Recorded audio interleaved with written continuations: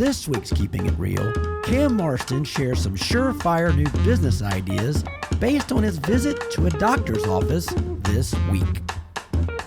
I think our dog is constipated. She rung her Tinkle Bell early in the morning to go outside, and she just roamed around the yard in a hurry with her nose down. I have no idea if this is what a constipated dog looks like. I'm assuming that's her issue. She appears to want to do something, but can't. The Tinkle Bell hangs next to the back door. The dog rings it with her nose when she needs to go out. In the wee hours, my wife or I stand bleary-eyed in the door waiting for her to do her business in the bushes. The dog's been trained, and Lucy's her name, by the way. Lucy's been trained to ring the bell, then do her business in the bushes, not in the yard.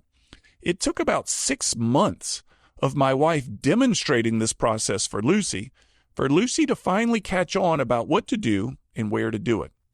Those 6 months, by the way, were quite awkward with the neighbors, as you can imagine. None of this would matter so much if I weren't so very tired.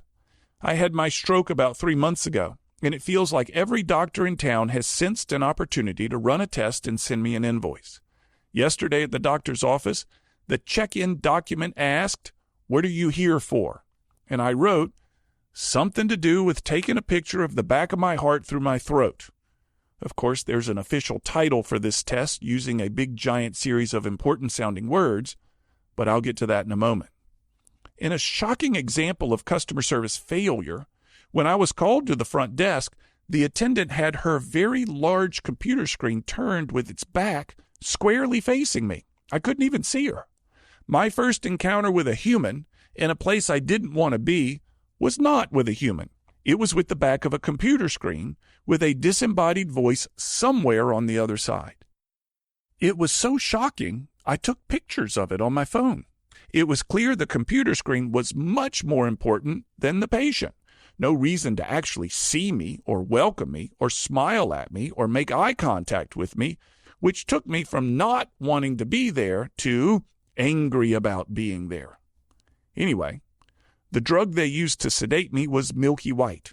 I asked about it when I saw it in the syringe. They said it's white because it's lipid-based, and they left it at that. What?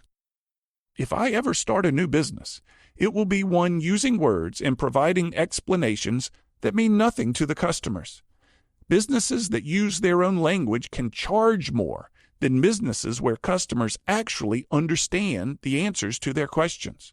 I'll create a business, use some Latin-sounding words, drop them into customer conversations, and upcharge at least 75%. Anyway, the sedation lingered all day, and at 8 p.m. I finally fell into bed exhausted, until the Tinkle Bell began ringing, and I wished for the first time that my wife had demonstrated for Lucy how to hold it. I'm Cam Marston, and I'm just trying to keep it real. To hear more commentaries, search for Keeping It Real with Cam Marston on your favorite podcast app, or follow Cam Marston on social media.